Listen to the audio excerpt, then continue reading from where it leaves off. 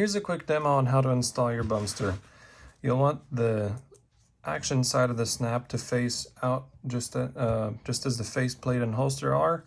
Smooth side will go closer to your body, and slide this grosgrain loop behind the faceplate, and you can use something like a flathead screwdriver or a pen or a pencil and pull the grosgrain through, and then through the loop this forms, just as you would on the stock leg leash, push the snap through this loop and pull it snug. Next, on the belt, you'll have to put this on and find where you want it to ride. And once you have the length adjusted, you can cinch the tri-glide right up to the belt, and that will help hold it in place. Now for the sport belt, if you sized your Bumster at purchase to have the extra 3 inches to fit over the elastic, it'll be the same thing.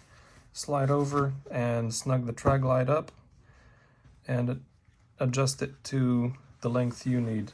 Now you can have the tri-glide sit in either so the little bump faces away from your body, or I prefer it the other way, so I have 2 flat sections and a little gap between them, not a bulge, facing out and away from me.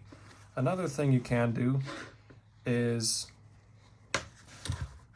slide, for this you will need a flat tip screwdriver.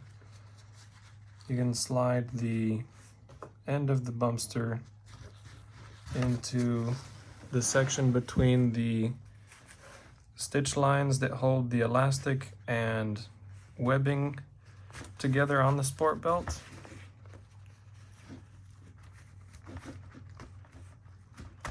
And then size it